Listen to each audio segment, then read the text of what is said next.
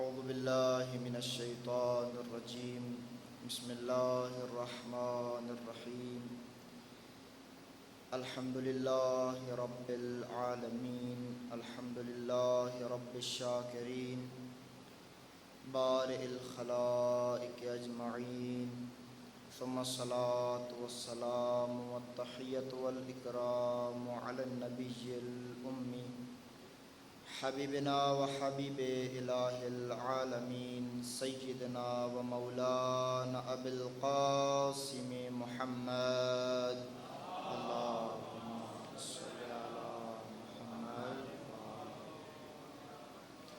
وعلی اہل بیتہ الطیبین الطاہرین المعصومین المظلومین المنتجبین اما بعد فقال الامام حسین علیہ الصلاۃ والسلام امام دعا الی ہدی فاجابوا الیہ و امام دعا الی ضلالۃ فاجابوا الیہا ہؤلاء فی الجنۃ و ہؤلاء فی النار۔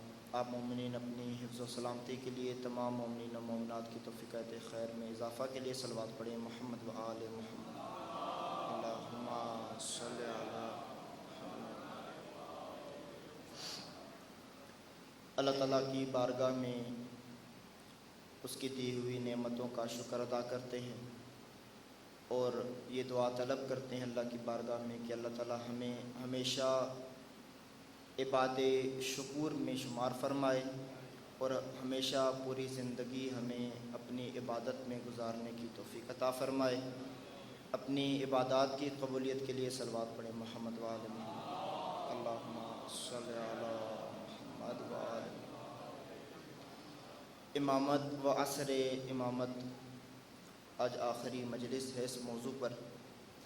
مومنین کرام آپ لوگوں کی خدمت میں ذکر کیا کہ اللہ تعالیٰ نے اس کائنات میں انسان کو جو مقام عطا کیا ہے وہ کسی اور مخلوق کو عطا نہیں کیا، اور اس کی بنیادی وجہ یہ ہے کہ ساری کائنات اللہ کے ارادے پر چلتی ہے، لیکن انسان وہی اطاعت جو ملائکہ اللہ کی کرتے ہیں، یہ کائنات اللہ کی اطاعت کرتی ہے، وہ اطاعت انسان اپنے ارادہ اور اپنے اختیار سے کرتا ہے۔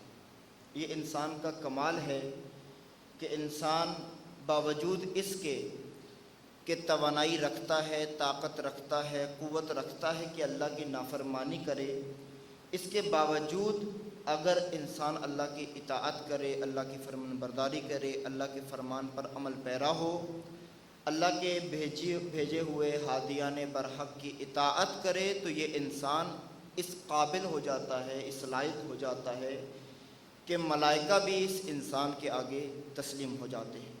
یہ شرف انسانیت ہے، یہ کرامت انسانیت ہے، اور یہ شرف اور کرامت انسان نے خود حاصل کرنا ہے، انسان نے خود اس تک پہنچنا ہے کہ اس کائنات میں اشرف المخلوقات کہلا سکے۔ ہم نے یہ ایک جملہ یاد رکھا ہے کہ انسان اشرف المخلوقات ہے، یہ آدھی بات ہے۔ وہ انسان جو کمال کی منازل طے کر لیتا ہے وہ انسان اشرف المخلوقات ہے، لیکن وہ انسان جو اللہ کے بنائے ہوئے انسانیت کے قوانین کو چھوڑ دے اور ان اصولوں پر عمل پیرا نہ ہو، یہ انسان بدترین مخلوق ہے، بدترین مخلوقات میں سے، جانوروں سے بھی بدتر۔ قرآن کریم کی آیت ہے اولئک کالانعام بل ہم اضل، کہ یہ چوپایوں کی مانند ہیں بلکہ ان سے بھی زیادہ بدتر ہے۔ یعنی ایک انسان اگر کمال کی منزل طے کرے تو ملائکہ سے افضل ہو جاتا ہے، اور اگر اپنا مقام بھول جائے انسان جانوروں سے بھی زیادہ پستر ہو جاتا ہے۔ اس انسان کی ہدایت کے لیے اللہ تعالیٰ نے نظام بنایا ہے، نظام ہدایت مقرر کیا ہے۔ اس نظام ہدایت کے اندر سب سے پہلی چیز جو انسان کو عطا کی ہے عقل دی ہے، ایک سوچنے سمجھنے کی عقل دی ہے اور ایک زندگی گزارنے کی عقل دی ہے۔ دو قسم کی عقل ہے جو انسان کے اندر اللہ تعالیٰ نے قرار دی ہے۔ ایک عقل علمی ہے، جس عقل کی بنیاد پر آپ اپنی زندگی کے اندر تعلیم حاصل کرتے ہیں، بہت سارے امور سمجھتے ہیں۔ ریاضی کے مسائل، میتھمیٹکس کے مسائل انسان عقل علمی کے ذریعے سے سمجھتا ہے. علم فلسفہ اگر انسان نے سمجھنا ہے، علم عقلی اور اس علم کے ذریعے سے سمجھتا ہے جس کے ذریعے سے انسان مسائل کو حل کرتا ہے. علمی مسائل حل کرنے والی عقل انسان کو اللہ تعالیٰ نے عطا کی. لیکن اس عقل سے ہٹ کر ایک اور عقل ہے جو انسان کو نجات عطا کرتی ہے، وہ ہے عقل عملی. جس عقل کا روایات میں کثرت سے ذکر ہوا ہے، جو عقل انسان کو کائنات اور باقی مخلوقات سے جدا کرتی ہے، وہ عقل عملی ہے. یعنی وہ طاقت اور وہ توانائی، وہ سمجھنے کی طاقت اور بصیرت اللہ نے انسان کو عطا کی ہے جس کی بنیاد پر انسان حق اور باطل میں فرق کرتا ہے. حق اور باطل میں جدائی کرنے والی طاقت اور صلاحیت عقل عملی ہے. یہ عقل سب سے بڑی نعمت ہے اللہ کی طرف سے. کوئی بھی انسان چاہے وہ دین کو مانتا ہو یا نہ مانتا ہو، پڑھا لکھا ہو یا ان پڑھ ہو، اس کو معلوم ہے کہ جھوٹ بولنا غلط ہے. جھوٹ بولنا غلط کام ہے. چاہے خود انسان جھوٹ بول رہا ہو لیکن انسان کا دل مطمئن نہیں ہوتا. چوری کرنا غلط ہے، ڈاکہ ڈالنا غلط ہے، کسی کی عزت کی بے حرمتی کرنا غلط ہے. اس کو سمجھنے کے لیے انسان کو پڑھنے کی ضرورت نہیں ہے. ریاضی پڑھنے کی ضرورت نہیں ہے، اسکول میں جانے کی ضرورت نہیں ہے، کالج میں پڑھنے کی ضرورت نہیں ہے، مدرسوں میں جانے کی ضرورت نہیں ہے. ہر انسان کے اندر اللہ تعالیٰ نے ایک شعور رکھا ہے جو انسان کو غلط اور ٹھیک کے درمیان فرق واضح کرتا ہے. یہ عقل عملی ہے جو انسان کو حق اور باطل کی شناخت کراتی ہے. سب سے بنیادی چیز جو انسان کی ہدایت کے لیے اللہ تعالیٰ نے رکھی ہے، عقل رکھی. اس عقل کے بغیر انسان اپنے راستے کی شناخت حاصل نہیں کر سکتا. لیکن اب اس عقل کو گمراہ کرنے کے لیے بہت سارے امور ہیں. شیطان اس عقل کو گمراہ کرتا ہے اور بہت سارے امور ایسے ہیں جو اس عقل کو گمراہ کرتے ہیں. انسان کے اندر ایک نفس بٹھا دیا ہے اللہ تعالیٰ نے جو انسان کو ہمیشہ اکساتا ہے برائی کی طرف، فساد کی طرف، خرابی کی طرف، اور وہ نفس امارہ ہے. اس کا نام کیا رکھا ہے؟ نفس امارہ. امارہ آمر سے ہے، امر دینے والا. امارہ یعنی بہت شدت سے امر دینے والا، بار بار ایک حکم کو دہرانے والا، بار بار آپ کو برائی کی طرف کھینچنے والا. اسی لیے جب بھی کوئی برائی کا میدان آتا ہے، انسان کے اندر ایک عجیب سی کیفیت پیدا ہو جاتی ہے، جیسے کوئی آپ کو اکسا رہا ہو، بھڑکا رہا ہو، برائی کی طرف بلا رہا ہو. نفس امارہ. اب دیکھیے ایک انسان کے کتنے دشمن ہیں. سب سے پہلا دشمن، سب سے بنیادی دشمن شیطان، ابلیس، جس نے علل اعلان آدم کا انکار کیا، مقام آدمیت کا انکار کیا اور غرور کر بیٹھا اور اللہ سے مہلت مانگی کہ خدایا اگر یہ افضل ہے تو مجھے مہلت دے، میں تجھے دکھاؤں گا کہ اس کو تیرے راستے سے گمراہ کیسے کیا جاتا ہے. تیرے راستے پر بیٹھ جاؤں گا، سبیل اللہ پر بیٹھ جاؤں گا اور اسے گمراہ کروں گا، اور شب و روز گمراہ کروں گا، ہر آن گمراہ کروں گا. اور مومنین کرام، شیطان اپنے وعدے پر بہت پکا ہے. وہ سوتا نہیں ہے، وہ تھکتا نہیں ہے. وہ اتنا طاقتور ہے کہ بیک وقت اربوں انسانوں کو گمراہ کر سکتا ہے. اب یہاں سے اپنے دشمن کی طاقت کا اندازہ لگائیں. شیطان کو معمولی مت سمجھیں. آسان دشمن نہیں ہے آپ کا، بہت سخت اور خطرناک دشمن ہے. آپ کو غافل کر دے گا، آپ کو آپ کے راستے سے ہٹانے کی کوشش کرے گا. یہ بیرونی دشمن ہے، جنات میں سے ہے، اور اس کی ٹیمیں ہیں، اس کا لشکر ہے. جنات کا بہت بڑا لشکر ہے. آپ کے اپنے اندر اس کے سسٹم لگے ہوئے ہیں. نفس امارہ، خواہشات اور یہ شہوانی میلانات، جتنی بھی شہوت ہے، یہ سارا کا سارا لشکر شیطان کا ہے. شیطان اس کو اکساتا ہے اور خرابی پیدا کرے. دیکھیں نا، آج شکم کو سیر کرنے کے لیے انسان کو قتل کرتا ہے. شہوت کو پورا کرنے کے لیے انسان کو رسوا کرتا ہے، قتل کرتا ہے. آپ دیکھیں پچھلے دنوں اب ایک خاتون کے ساتھ موٹر وے پر زیادتی کر دی گئی. کتنی پسترین صورتحال ہے. یہ کیوں ہوا؟ کس نے کرایا؟ وہ لشکر خود اس وحشی جانوروں کے اندر موجود تھا. اس شہوت کو تسکین دینے کے لیے انہوں نے یہ زیادتی انجام دی. باہر سے شیطان اکساتا ہے, اندر سے نفس اکساتا ہے, انسان اس برائی کی طرف چلا جاتا ہے. یہ دو دشمن ہو گئے, ایک شیطان, دوسرا نفس امارہ, اور تیسرا وہ دشمن جو انسانوں میں بیٹھا ہوا ہے, شیطان کے انسانی نمائندے, من الجنت ون ناس, انسان جنات میں سے بھی اور انسانوں میں سے. آج مغربی کلچر, مغربی تہذیب انسانیت کی سب سے بڑی دشمن ہے. آج فحاشی کا نظام انسانیت کا سب سے بڑا دشمن ہے. آج کا مغربی تربیتی نظام انسانیت کا سب سے بڑا دشمن ہے. جو انسان کو جانور کی اولاد ثابت کرتا ہو وہ انسان کا کتنا بڑا دشمن ہوگا. جن اداروں میں, تعلیمی اداروں میں بچوں کو بھیجتے ہیں, وہ جا کے جو کتابیں پڑھتے ہیں, کبھی انہیں کھول کے پڑھیں تو صحیح ان کتابوں میں لکھا ہوا کیا ہے. بچے کے ذہن میں کیا بیٹھ رہا ہے کہ میں کون ہوں, میری حقیقت کیا ہے.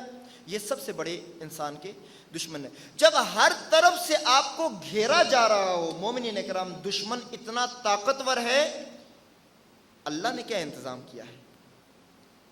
بنا تو دیا, صلاحیت رکھ دی, فسق و فجور کے لشکر کو اتنا طاقتور بنا دیا. اب دیکھیں تقوی کا لشکر کہاں پر ہے. تقوی کی طرف لے جانے کے لیے اللہ نے کیا نظام بنایا ہے. انسان کو اس کمال انسانی تک پہنچانے کے لیے اللہ تعالیٰ نے کیا انتظام کیا ہے. سب سے بنیادی چیز عقل عطا کی ہے کہ انسان غور و فکر کرے, تدبر کرے. افلا یعقلون, یہ لوگ عقل سے کام نہیں لیتے, یہ لوگ زمین میں سیر نہیں کرتے, یہ زمین و آسمان کو غور سے نہیں دیکھتے. ایک انسان, مثلا کسان جو کھیتوں میں فصل اگاتا ہے, سب سے بہترین انسان ایک کسان کو ہونا چاہیے تھا, چونکہ وہ اپنی نگاہوں کے سامنے اپنے ہاتھوں کے ذریعے سے اللہ کی خلقت کا اس طرح قریب سے مشاہدہ کرتا ہے, کوئی اور اتنی قربت سے مشاہدہ نہیں کرتا.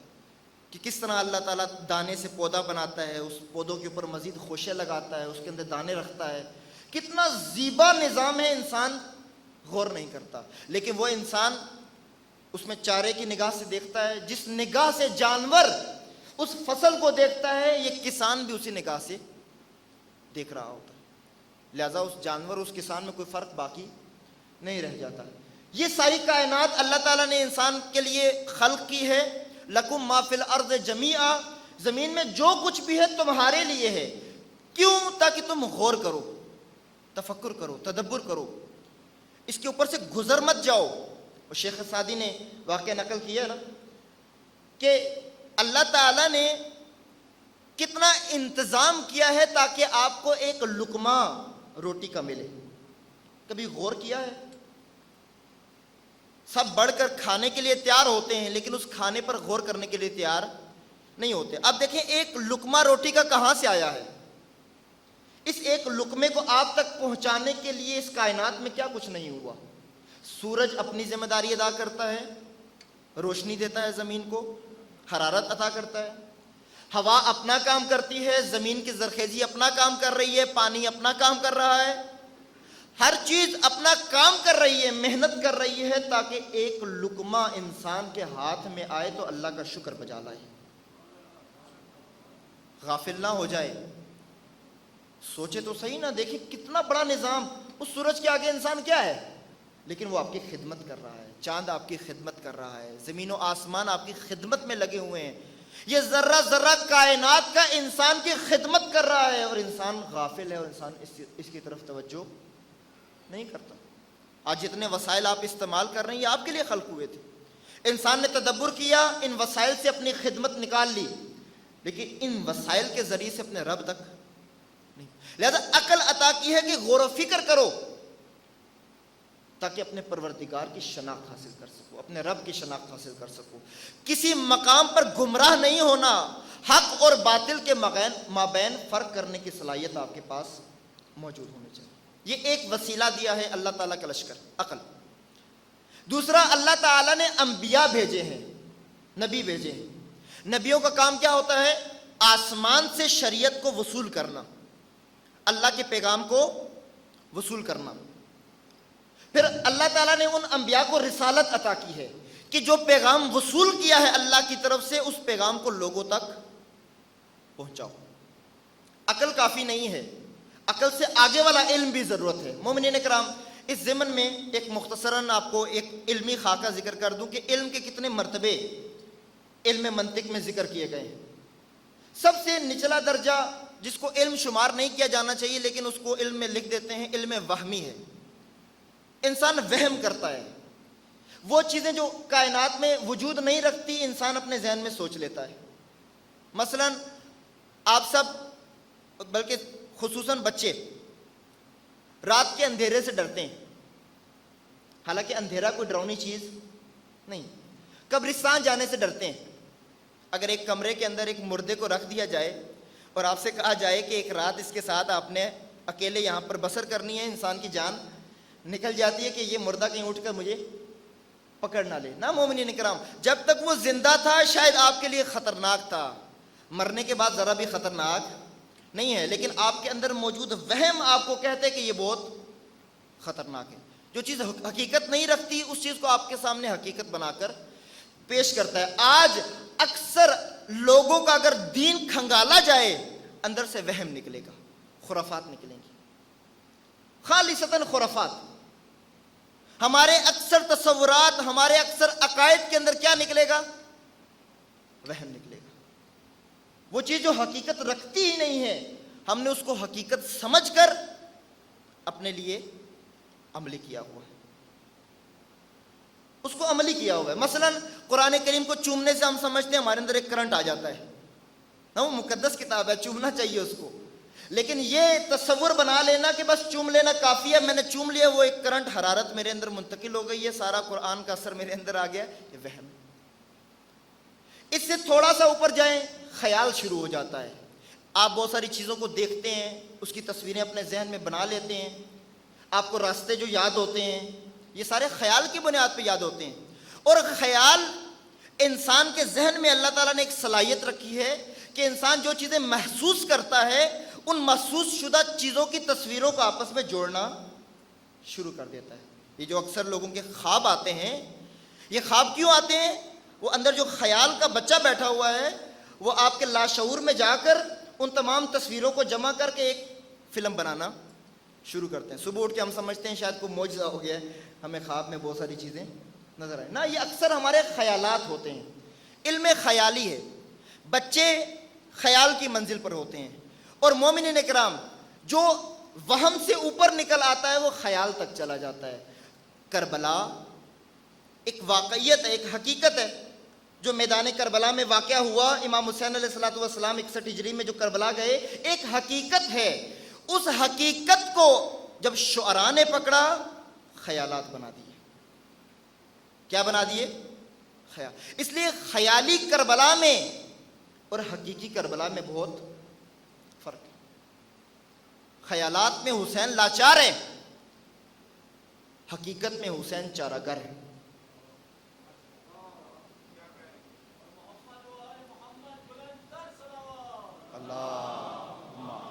صلی علی محمد وعلی.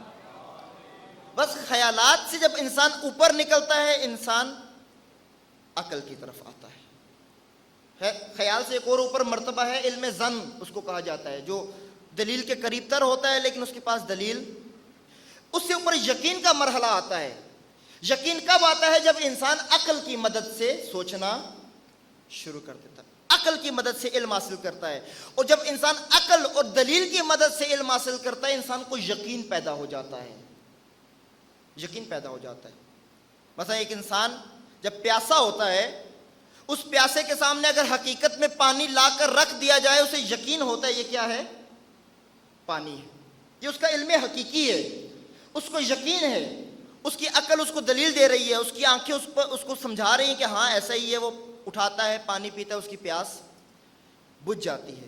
یقین کا نتیجہ یہ ہوتا ہے کہ وہ جو انسان کا مقصد ہوتا ہے وہ حاصل ہو جاتا ہے. لیکن بعض اوقات جب انسان پیاسا ہوتا ہے اور ایک روڈ پر جا رہا ہوتا ہے, آپ کو دور کبھی کبھی پانی نظر آتا ہے. آپ لوگوں نے مشاہدہ کیا ہوگا, یا صحراؤں میں چلے جائیں تو دور ایسا محسوس ہوتا ہے جیسے پانی کھڑا ہوا ہے. انسان جتنا اس کے قریب جاتا ہے وہ پانی اتنا دور چلا. وہ پانی نہیں ہے, وہ آنکھوں کا دھوکہ ہے. وہ وہم ہے جو آپ کو ایک چیز کو پانی دکھا رہا ہے آپ کی پیاس کی وجہ سے۔ مومنین کرام، یہ سب علم کے درجے ہیں، اور سب سے بڑا درجہ علم کا علم وحی ہے، جو عقل سے بھی ماورا ہے، عقل سے ماورا ہے۔ عقل کی تائید چاہیے، بس عقل ایک خاص حد تک آپ کو لے جائے گی، اس سے آگے جلتے ہیں جبرائیل کے پر، جس مقام پر اس کی حقیقتوں کے شناسہ تم ہی تو ہو۔ ایک مقام ایسا آتا ہے جہاں سے جبرائیل بھی آگے نہیں جاتے، وہاں سے آگے پھر وہ ہستیاں جاتی ہیں جن کے لیے ساری کائنات کو خلق کیا ہے۔ بس عقل جہاں پہ جا کے رک جاتی ہے، وہاں سے آگے ہدایت کی ضرورت ہے، وہاں اوپر سے علم آتا ہے، اسے علم وحی کہتے ہیں۔ بس علم وحی ایک علم ہے، اور یہ علم جس ہستی کو عطا ہوتا ہے اسے نبی کہا جاتا ہے۔ نبی یعنی وہ انسان جو عقل تو رکھتا ہے، سب انسان عقل رکھتے ہیں، لیکن اس کی عقل مرتبط ہے علم وحی کے ذریعے سے۔ یہ اس کائنات سے ڈائریکٹ علم حاصل کرے گا، یہ اللہ کی بارگاہ سے علم حاصل کرے گا، اور اللہ کی بارگاہ سے انسان کی نجات کا علم آئے گا۔ اے انسان، بہت ساری چیزیں تیرے لیے واضح ہیں، تو جانتا ہے، لیکن بہت ساری حقیقتوں سے تو ناآشنا ہے۔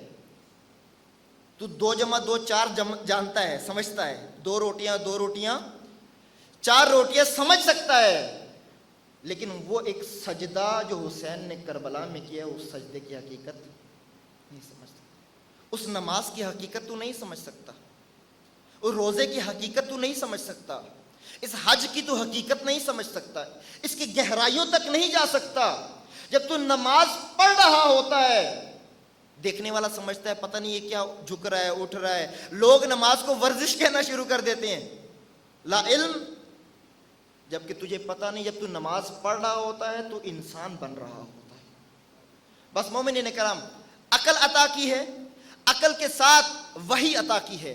وحی پہنچانے کے لیے آسمان سے قانون بنائے ہیں، قانون پہنچانے کے لیے نبی بنائے ہیں، نبی انسان کی ہدایت کے لیے بھیجے، اس نبی کو رسالت کا منصب دیا، اے نبی پیغام وصول کر لیا ہے، اب اس پیغام کو لوگوں تک پہنچا۔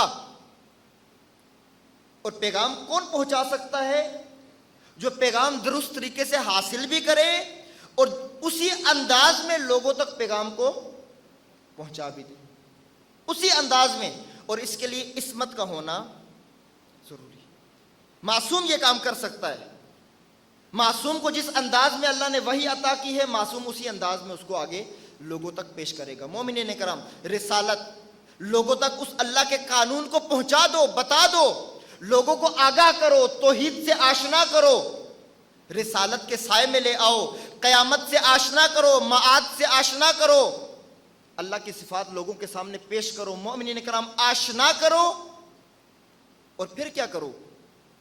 پھر بس کافی نہیں ہے۔ مثلا میں آپ کو یہ ایک بات سنا کر چھوڑ دوں، اس کے بعد باہر جو مرضی جا کر انسان کام کرے، یہ کافی نہیں ہوتا۔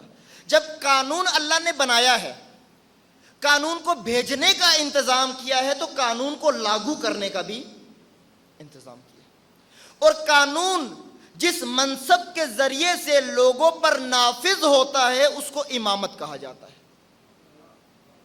بس نبوت کس چیز کا نام ہے؟ پیغام وصول کرنا، رسالت پیغام پہنچا دینا، امامت اس پیغام کو، اللہ کے قانون کو اللہ کے بندوں پر نافذ کرنا۔ اور مومنین کرام، ایک اور نقطہ جو اہم ہے وہ یہ کہ اللہ تعالیٰ نے انسان کو اجتماعی مخلوق بنایا ہے۔ اے انسان، یہ سفر تو اکیلا طے نہیں کر سکتا، اکیلا طے نہیں کر سکتا۔ اس سفر کو طے کرنے کے لیے جہاں ہم نے تمہیں نبی دیے ہیں، جہاں ہم نے تمہیں رسول دیے ہیں، جہاں ہم نے تمہیں امام عطا کیے ہیں، وہ امام آئیں گے اور تم بکھرے ہوئے انسانوں کو ایک امت بنا کر اللہ کی بارگاہ میں لے آئیں گے،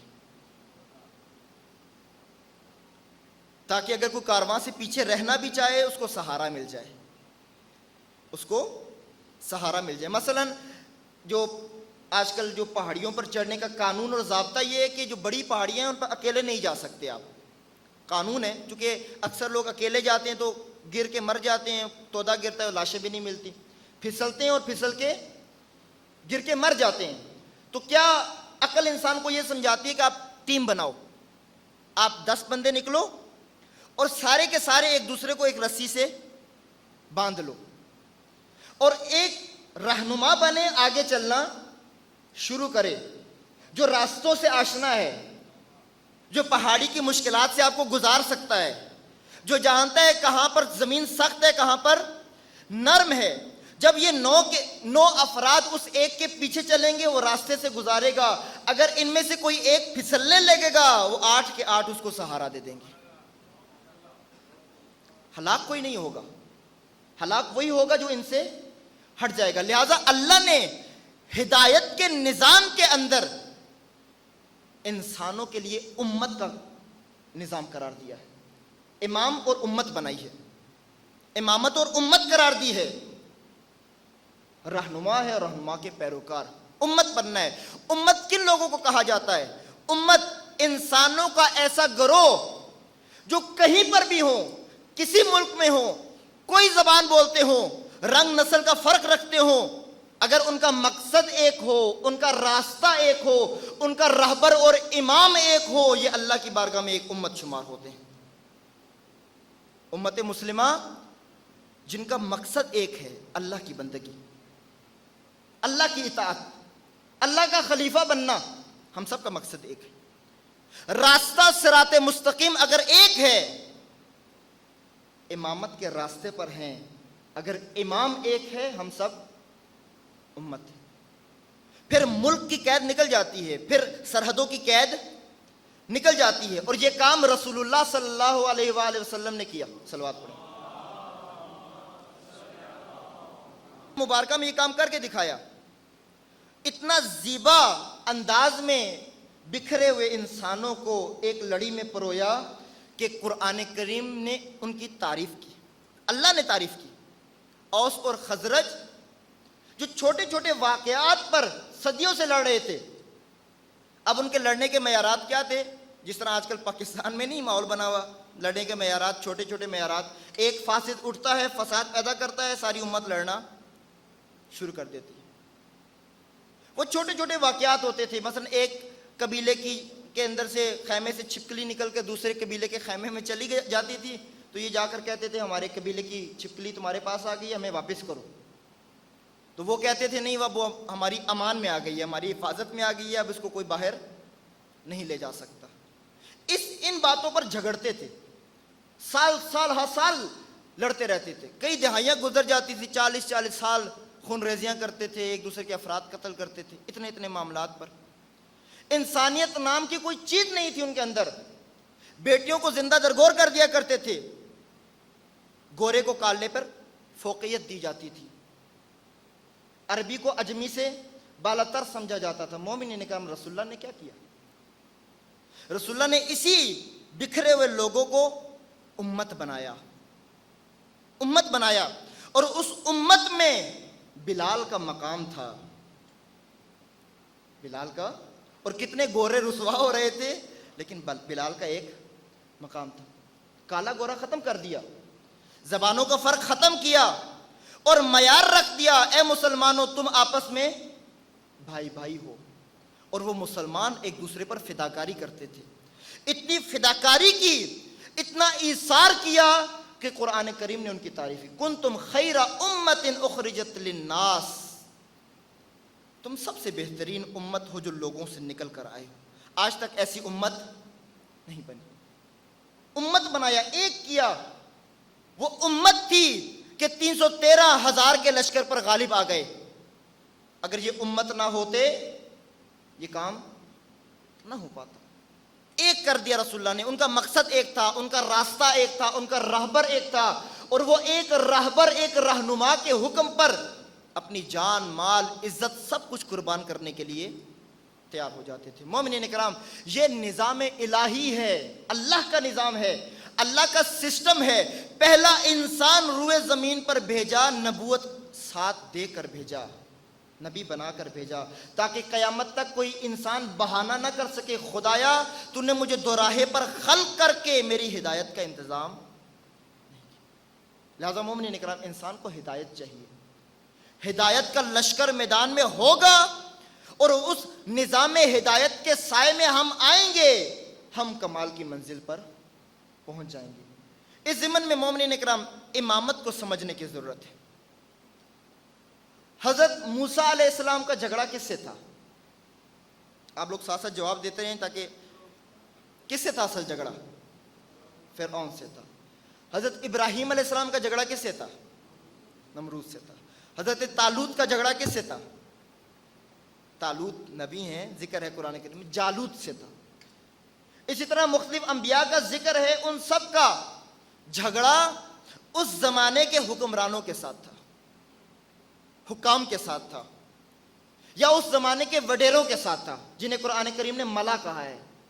اس قوم کے جو ملا تھے، وڈیرے، وہ انبیاء کے مخالف آ کر کھڑے ہو جاتے تھے۔ رسول اللہ صلی اللہ علیہ وآلہ وسلم کے مقابلے میں کون آیا تھا؟ ابو سفیان، ابو جہل، ابو لہب، یہ اس زمانے کے وڈیرے تھے، سردار تھے مکہ کے۔ یہ رسول اللہ کے مقابلے میں جنگ لڑنے کے لیے حاضر ہو گئے۔ مومنین اکرام، یہ ساری تاریخ کا آپ واقعہ پڑھ کے دیکھیں، آپ کو معلوم ہوگا کہ ان ہستیوں کا جھگڑا بنیادی طور پر اس زمانے کی حکومتوں سے تھا۔ کیوں تھا؟ ماجرا کیا تھا؟ مسئلہ کیا تھا؟ کیا اس حکومتوں میں ان کو عہدہ نہیں مل سکتا تھا؟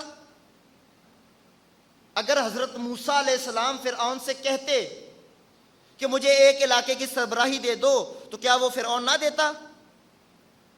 موسیٰ علیہ السلام گھر میں پلے ہوئے ہیں، اگر حضرت موسیٰ علیہ السلام کہہ دیتے تو دے دیتا۔ لیکن موسیٰ علیہ السلام نے یہ نہیں کہا، کہا کہ ساری کی ساری قوم میرے حوالے کر۔ کیوں؟ چونکہ اللہ نے اس قوم کی سرپرستی میرے حوالے کی۔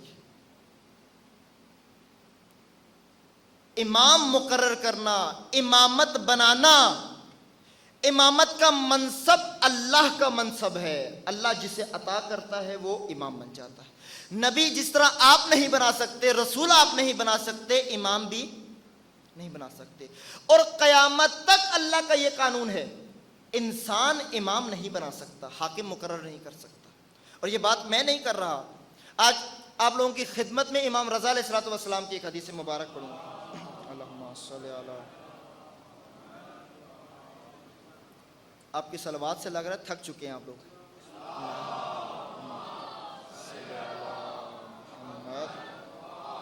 مومنین کرام، امامت کے بارے میں ہمارے ذہنوں میں بہت سارے تصورات ہیں، ہم نے بہت ساری امامت اپنے ذہنوں میں بنائی ہوئی ہے۔ ایک تصور مثلا عمومی تصور یہ ہے کہ امام وہ ہوتا ہے جو قبر میں آ کر سب کو نجات دیتا ہے، نعرہ لاتے جنت جا، وہ والا تصور بھی ہے کہ ہم نے اماموں کو اپنی حاجات کی برآوری کا ذریعہ سمجھا ہوا ہے۔ امام کون ہوتا ہے کہ جب میں مشکل میں پھنس جاتا ہوں، میں اپنے امام کو بلاتا ہوں، اور میں مشکل میں کب پھنسوں گا؟ میں مشکل میں قبر میں پھنسوں گا۔ لہذا امام مجھے کہاں آ کر نجات دیں گے؟ قبر میں۔ دنیا میں جو مرضی کرتا رہوں، دنیا میں جرم کروں، معصیت کروں، جو مرضی کروں، لیکن میں امامت پر عقیدہ رکھتا ہوں، میں امام علیہ السلام کو امام مانتا ہوں، میں نعرہ حیدری لگاتا ہوں، امام قبر میں آئیں گے مجھے۔ بعض ہے نا ایسے افراد جو ممبر پہ آ کے ایسے تماشے کرتے ہیں کہ نعوذ باللہ، امام آئیں گے قبر میں، ملائکہ اس سے حساب لے رہے ہوں گے، امام ان کو جھڑک کر واپس بھیج دیں گے کہ جاؤ یہاں سے، تمہیں پتہ نہیں کہ یہ میرا شیعہ ہے۔ اور وہ شیعہ ادھر زندگی میں کبھی بھنگ پی رہا ہے، کبھی چرس پی رہا ہے، کبھی نعوذ باللہ کیا کام کر رہے ہیں۔ نا مومنین اکرام، یہ امامت اصل امامت نہیں ہے۔ امامت کو سمجھنے کے لیے امام کی خدمت میں جانا ہوگا۔ امامت کون سمجھا سکتا ہے؟ امام سمجھا سکتا ہے نا۔ مثلا عمارت کیسے بنے گی میں بتا سکتا ہوں آپ کو؟ نہیں بتا سکتا۔ کیوں؟ کیونکہ مجھے اندازہ، مجھے علم ہی نہیں ہے عمارتیں کیسے بنتی ہیں۔ آپ انجینئر سے جا کے پوچھیں، وہ آپ کو بتائے گا۔ آپ نے علاج کروانا ہے، آپ مجھ سے نہیں کروائیں گے، بھائی ان کے آپ میری ابا کبا دے کے شاید احترام کر لیں، لیکن علاج کروانے کے لیے کبھی بھی یہ غلطی نہیں کریں گے۔ کیوں؟ چونکہ میں اس میدان کا نہیں ہوں۔ ڈاکٹر کے پاس جائیں گے۔ مومنین کرام، دین کے لیے ہم کس کے پاس جاتے ہیں؟ ہر تھڑے سے جا کر ہم دین لے لیتے ہیں۔ سگریٹ کی محفل لگی ہوتی ہے، سگریٹ پی رہے ہوتے ہیں، ساتھ دین پر تبصرہ کر رہے ہوتے ہیں۔ علماء کا تجزیہ کر رہے ہوتے ہیں، فلاں تو ایسا ہے، فلاں تو ویسا ہے۔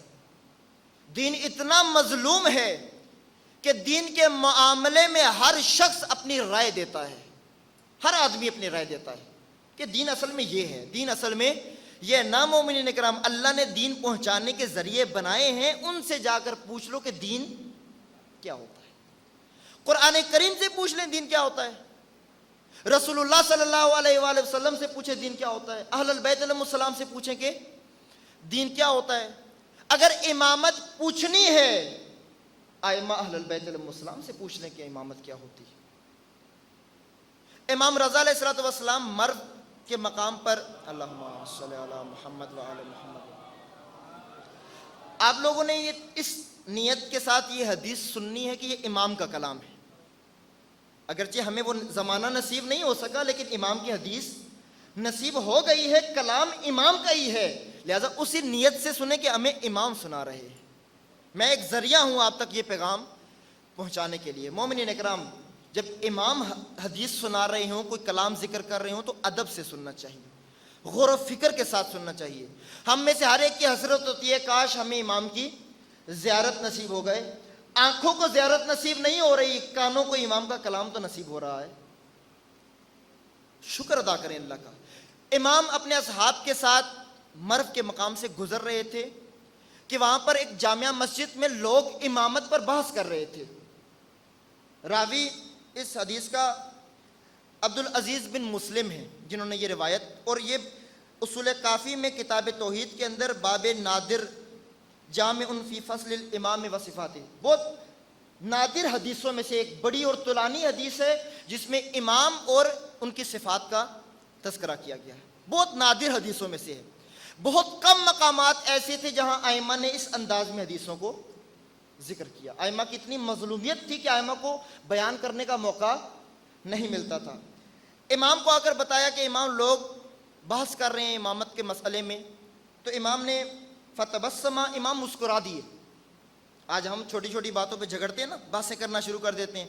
لوگ جا کر امام کو بتائیں مولا امام زمانہ یہ تو نیچے بیٹھ کے یہ باتیں کر رہے ہیں، تو امام بھی پہلے مسکراتے ہوں گے تھوڑا سا۔ پھر امام نے کیا کہا، ثم قال یا عبد العزیز جاہل القوم وخدعوا عن آرائہم، اے عبد العزیز، اے میرے خاص شاگرد، یہ قوم جاہل ہے اور اس جاہل قوم کو ان کی اپنی ذاتی رائے نے دھوکے میں رکھا ہوا ہے۔ یہ اپنی آراء بناتے ہیں، اپنے ذہن سے سوچنے کی کوشش کرتے ہیں، جب اپنے ذہن سے سوچتے ہیں دھوکہ کھا جاتے ہیں۔ لہذا امام نے کہا یہ دھوکے میں، ان اللہ عز وجل لم یقبض نبیہ حتی اکمل لہ الدین وانزل علیہ القرآن فیہ تبیان کل شیء۔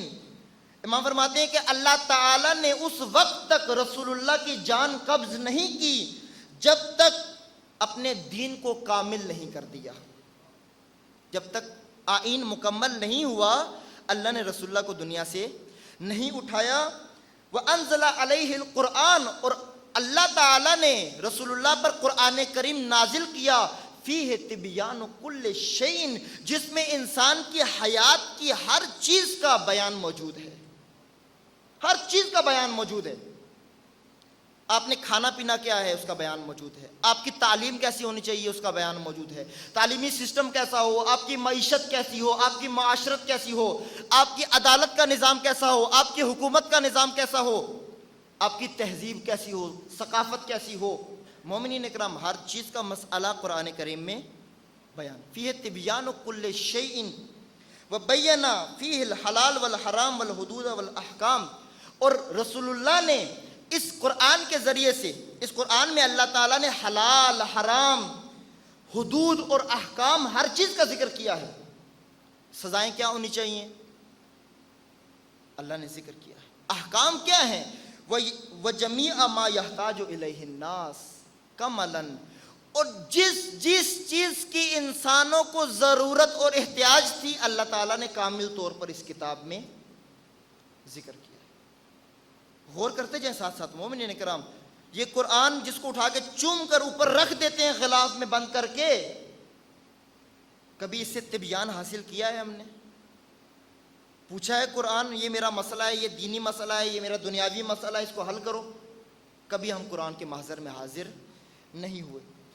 امام فرماتے ہیں فقال عز وجل ما فرطنا فی الکتاب من شیء، امام نے قرآن کریم کی آیت نقل کی کہ اللہ نے قرآن میں فرمایا ہے کہ ہم نے اس کتاب میں کسی چیز کی کمی نہیں چھوڑی، کمی نہیں ہے، کوئی کمی کاستی نہیں چھوڑی۔ وانزل فی حجۃ الوداع وہی آخر عمرہ اليوم اکملت لکم دینکم واتممت علیکم نعمتی ورضیت لکم الاسلام دینا۔ اور رسول اللہ کی آخری حیات کے اندر حجۃ الوداع میں جب رسول اللہ کا آخری حج ہو رہا تھا، اللہ تعالیٰ نے قرآن کریم کی یہ آیت رسول پہ نازل کی، اے رسول الیوم اکملت لکم دینکم، آج میں پروردگار نے تم لوگوں پر اپنا دین کامل کر دیا ہے، دین مکمل ہو گیا ہے۔ واتممت علیکم نعمتی، میں نے تم لوگوں پر اپنی نعمت کو تمام کر دیا ہے۔ ورضیت لکم الاسلام دینا، اور تمہارے لیے آئین اسلام کو مقرر کیا ہے۔ کس آئین پر اللہ راضی ہے؟ اسلام۔ آئین کون سا ہونا چاہیے مسلمانوں کا؟ اسلام۔ مومنین کرام، میں ذکر کروں گا، اپنے آئین پہ غور کریں، غور کریں کہ میں دعوے دار اسلام ہوں، مسلمان ہوں، مومن ہوں، اور میں کس آئین میں زندگی گزار رہا ہوں۔ اللہ کس آئین پر راضی ہے اور میں کس آئین پر راضی ہوں۔ مومنین کرام، امام کیا فرماتے ہیں؟ اب اس آیت کو نقل کیا اور امام نے اس کی وضاحت ذکر کر دی۔ وَأَمْرُ الْإِمَامَةِ مِن تَمَامِ الدِّينِ، امام فرماتے ہیں وہ کون سی چیز تھی جس کے ذریعے سے دین تمام ہوا؟ امام فرماتے ہیں امامت کے ذریعے سے تمام ہوا۔ اگر امامت نہ ہوتی، اگر غدیر خم کے میدان میں مولا علی علیہ الصلوۃ والسلام کی ولایت کا اعلان نہ ہوا ہوتا، دین تمام نہ ہوتا۔ دین تمام کہاں ہوا؟ جب علی کی ولایت کا اعلان، امامت کا اعلان ہوا، اے لوگو رسول خدا کے بعد علی تمہارے امام ہے۔ مومنین کرام، آگے امام فرماتے ہیں وَلَمْ يَمْزِ حَتَّى بَيَّنَ لِأُمَّتِهِ مَعَالِمَ دِينِهِمْ وَأَوْضَحَ لَهُمْ سَبِيلَهُمْ وَتَرَكَهُمْ عَلَى قَصْدِ سَبِيلِ الْحَقِّ۔ امام فرماتے ہیں رسول اللہ تب تک دنیا سے نہیں گئے جب تک ان لوگوں کے لیے، اپنی امت کے لیے دین کی تعلیمات کو مکمل نہ کر دیا ہو۔ بیان کر دیا، دین مکمل کر دیا، وَأَوْضَحَ لَهُمْ سَبِيلَهُمْ، اور اس امت کو، اس امت کا راستہ بتا دیا، اے امت میرے بعد تمہارا راستہ امامت کا راستہ ہے۔ کون سا راستہ ہے؟ امامت کا راستہ ہے۔ وَتَرَكَهُمْ عَلَى قَصْدِ السَّبِيلِ، اور ان کو راہ حق پہ رکھا، بہترین راستے پر، میانہ رو پہ رکھ دیا۔ پھر کیا کیا؟ وَأَقَامَ لَهُمْ عَلِيًّا عَلَمًا وَإِمَامًا، اور اس امت کے سامنے علی کو بطور علم اور بطور امام مقرر کر دیا۔ علی مولا کائنات، کہ امت یہ قصد سبیل ہے، یہ اللہ کا راستہ ہے، اگر علی کے ساتھ چلو گے، علی کی امامت میں زندگی گزارو گے، قصد سبیل پر ہوگے، ہدایت کے راستے پر ہوگے۔ وَمَا تَرَكَ لَهُمْ شَيْئًا يَحْتَاجُ إِلَيْهِ الْأُمَّةُ إِلَّا بَيَّنَهُ فَمَنْ زَعَمَ أَنَّ اللَّهَ عَزَّ وَجَلَّ لَمْ يُكْمِلْ دِينَهُ فَقَدْ رَدَّ كِتَابَ اللَّهِ وَمَنْ رَدَّ كِتَابَ اللَّهِ فَهُوَ كَافِرٌ بِهِ۔ امام فرماتے ہیں کہ جس چیز کی ضرورت امت کو تھی، کوئی بھی چیز رسول اللہ نے باقی نہیں چھوڑی، ہر چیز ان کے سامنے بیان کر دی۔ بس قیامت تک جو انسان یہ گمان کرے گا، اپنے ذہن میں یہ وہم لے کر آئے گا کہ اللہ تعالیٰ کا دین تمام نہیں ہوا، اللہ نے کوئی انتظام نہیں کیا، اللہ نے کوئی کام ادھورا چھوڑ دیا ہے، در حقیقت وہ اللہ کی کتاب کو رد کر رہا ہے۔ اور جو اللہ کی کتاب کا انکار کر دیتا ہے، وہ اللہ کی کتاب کا کفر کرتا ہے، انکار کر رہا ہے۔ وہ اپنے اوپر جائزہ لے۔ ہم تو کافر کو ایک گالی سمجھتے ہیں نا مومنین کرام، کافر ایک شخصیت ہے۔ جب انسان اللہ کے بنائے ہوئے اصولوں کو توڑتا ہے، در حقیقت کفر کر رہا ہوتا ہے۔ کفر انکار کو کہتے ہیں۔ جب نماز کا وقت نماز نہیں پڑھتا، میرا عمل کفر کر رہا ہے، میرا عمل کافر ہو گیا ہے۔ ہم نے تو کافر کو ایک گالی بنا لیا نا، وہ کافر کہنا بھی نہیں آتا، جنہوں نے یہ گالی بنائی ہے وہ بھی کافر کو کافر بولتے ہیں۔ مومنین کرام کفر. بس یہ گمان نہ کریں کہ کسی بھی زمانے کے اندر اللہ کا دین ناقص ہے. آج امامت ہونی چاہیے نہیں ہونی چاہیے؟ آج امامت ہے یا نہیں ہے؟ آج جب امام عصر پردے غیبت میں ہیں، کیا اللہ نے میری ہدایت کا انتظام کیا ہوا ہے؟ اگر میں یہ گمان کروں کہ نہ عصر غیبت میں میری ہدایت کا کوئی انتظام نہیں ہے، میں اللہ کی کتاب کا انکار کر دوں گا. یہ تو عدل الہی کے خلاف ہے کہ پہلی والی امتوں کو نبی بھی دیے، امام معصوم بھی دیے، اور ہمیں ہمارے حال پر چھوڑ دیا. نہ مومنین کرام، یہ گمان باطل ہے. مومنین کرام، هل يعرفون قدر الامامت ومحلها من الامت فيجوز فيها اختیارهم. مومنین امام فرماتے ہیں یہ لوگ جو بحث کر رہے ہیں امامت کے اوپر، کیا یہ امامت کی قدر و منزلت کو جانتے ہیں؟ کیا یہ امامت کے محل اور امامت کے مقام سے واقف ہیں؟ کہ یہ اپنے ذہنوں میں یہ گمان لیے پھر رہے ہیں کہ امام اختیار کرنا، امام کو چننا ہمارے لیے جائز ہے، حاکم بنانا ہمارے لیے جائز ہے؟ امام آگے بتائیں گے کہ حاکم بنانا آپ کے لیے جائز نہیں ہے. غور کریں اپنے سسٹم کے اوپر. مومنین کرام، جو علماء اس چیز کا آج انکار کر رہے ہیں کہ اب اس باطل سسٹم سے نکلیں، وہ ایسے ہی نہیں بول رہے، آپ کے امام بول رہے ہیں. امام رضا علیہ السلام اگر آج پاکستان میں ہوں، آپ کو کس راستے پر لے کر چلیں گے؟ کیا کہیں گے آپ سے؟ کیا آپ کو کہیں گے جاؤ الیکشن میں کھڑے ہو جاؤ، میں بھی ایک پارٹی بناتا ہوں باقیوں کی پارٹیوں کے مقابلے میں، مجھے ووٹ دو؟ نہ مومنین کرام، امام رضا علیہ السلام کو لوگوں نے امام نہیں بنایا. امام علیہ السلام کو لوگوں نے امام، اس لیے ساری دنیا علی کا انکار کر دے، امام کی امامت پہ کوئی فرق نہیں پڑتا. لہذا امام نے فرمایا یہ لوگ بیوقوف ہیں، یہ امامت سے واقف نہیں ہیں جو یہ گمان کرتے ہیں کہ امام چننا ہمارا اختیار ہے. ان الامامت اجل قدرا واعظم شأنا واعلی مکانا وامنع جانبا وابعد غورا من ان يبلغ الناس بعقولهم او ينالوها بآرائهم او يقيموا اماما باختیارهم. امام فرماتے ہیں امامت اس سے بالا تر ہے، امامت اس سے بلند مرتبہ رکھتی ہے کہ لوگوں کی عقل امامت کو سمجھ سکے. ان یبلغ الناس، اور امامت اس سے بالا تر ہے کہ لوگ اپنے اختیار کے ذریعے سے اپنا امام چنیں. امامت اس سے بالا تر ہے. وہ امام جو آپ کو کارواں بنا کر، امت بنا کر اللہ کی بارگاہ میں لے کر جائے گا، یہ اس امام کی بات ہو رہی ہے. وہ اس سے بالا تر ہے کہ لوگ اسے چنیں. اس کا چناؤ کہیں اور سے ہوگا، اسے کوئی چنے گا، کوئی مقرر کرے گا، لیکن آپ مقرر نہیں کر سکتے. ان الامامت خص اللہ عز وجل بہا ابراہیم الخلیل بعد النبوۃ والخلۃ مرتبۃ ثالثۃ وفضیلۃ شرفہ بہا واشاد بہا ذکرہ فقال انی جاعلک للناس اماما. مومنین کرام، قرآن کریم کھولیں، امام آپ کو یہ سب کچھ بتائیں گے کہ یہ دیکھو یہ قرآن میں لکھا ہوا ہے. قرآن سے پوچھ لیتے کہ امامت کہاں سے لینی ہے، امام کون ہو سکتا ہے؟ امام فرماتے ہیں کہ اللہ تعالیٰ نے حضرت ابراہیم علیہ الصلوۃ والسلام کے لیے ان کی خلت، ان کے خلیل ہونے اور ان کے نبی ہونے کے بعد امامت ان کے لیے خاص کر دی. اللہ نے انہیں امام بنایا اور اس امامت کے ذریعے سے ان کے ذکر کو شاد کیا. خوش ہوئے، سرور آیا ان کو. اور اللہ نے کیا کہا؟ انی جاعلک للناس امام، اے ابراہیم میں تجھے لوگوں کا امام بنا رہا ہوں. ابراہیم علیہ السلام کو امامت کس نے عطا کی؟ اللہ. عہدہ امامت کس کے ہاتھ میں؟ اللہ کے پاس ہے. اللہ امام مقرر کرے گا.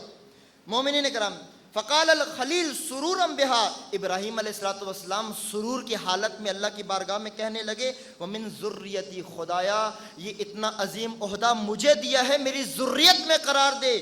قال اللہ تبارک و تعالی لا ینال عہد الظالمین. اے ابراہیم دعا قبول ہے، لیکن قیامت تک یہ عہدہ کسی ظالم کو نصیب. وہ ظالم چاہے اپنے نفس پر ظلم کرتا ہو یا دوسرے لوگوں پر ظلم کرتا ہو، جس نے اپنی حیات میں ظلم کیا ہے، امامت اس کو نصیب۔ اور مومنین کرام غور کریں، اللہ نے کیا کہا ہے؟ لا ینال عہد الظالمین، میرا عہدہ کسی ظالم کو۔ یہ عہدہ کس کی طرف سے آیا ہے؟ اللہ کی۔ اللہ ولی الذین آمنوا، اللہ ولی ہے، اللہ مولا حق ہے، ولایت اصل اللہ کا حق ہے۔ اللہ جسے ولی مقرر کرتا ہے وہ لوگوں کا حاکم ہوتا ہے، امام ہوتا ہے، اور جسے اختیار اللہ کی طرف سے نہ ملا ہو وہ لوگوں کا حاکم نہیں ہو سکتا۔ مومنین اکرام، فَأَبْطَلَتْ هَذِهِ الْآيَةُ إِمَامَةَ كُلِّ ظَالِمٍ إِلَى يَوْمِ الْقِيَامَةِ۔ آپ کی خدمت میں ذکر کیا تھا نا امامت و عصر امامت، تو ہر زمانہ امامت کا زمانہ ہے۔ امام فرما رہے ہیں کہ یہ آیت قیامت تک آنے والے ہر ظالم کی امامت کو باطل کر دیتی ہے۔ آج 2020 میں پاکستان کے اندر آپ پر حکومت کرنے والے ظالم نہیں ہیں کیا؟ چاہے آپ نے ان کو ووٹ دیا ہے، آپ بہتر جانتے ہیں وہ کیا ہیں۔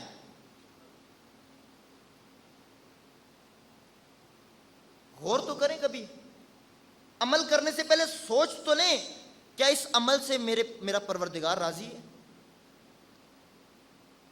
ہاتھ اٹھانے سے پہلے پوچھ لیتے ہیں آ کر کہ میں ہاتھ کہاں تک اٹھاؤں تاکہ میری تکبیرۃ الاحرام ٹھیک ہو۔ حکمران چننے سے پہلے نہیں دین کے پاس آئے، اے دین بتا یہ حکمران جو میں چن رہا ہوں مجھے اختیار ہے یا نہیں۔ دین تو بہت واضح تھا، ہم نے دین کو بہت پیچیدہ بنا دیا۔ مومنین کا ہم صلوات پڑھیں محمد و آلہ محمد۔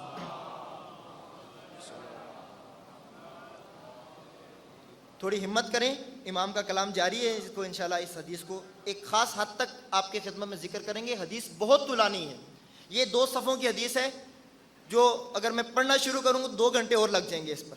میں صرف ایک خاص حد تک آپ کو لے کر جانا چاہ رہا ہوں جہاں امام نے امامت کا معنی کیا ہے کہ امامت ہوتی کیا ہے۔ امام فرما رہے ہیں کہ اللہ تعالیٰ نے دعا قبول کر لی ابراہیم علیہ السلام کی اور اس ذریت میں امامت کو قرار دیا، اور قیامت تک ہر ظالم کی امامت کو باطل قرار دے دیا۔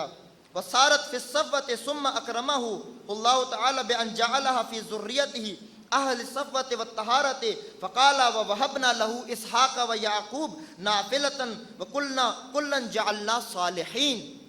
اور پھر ظالموں کو ہٹا کر پاکیزہ لوگوں کو اس امامت کے لیے چنا۔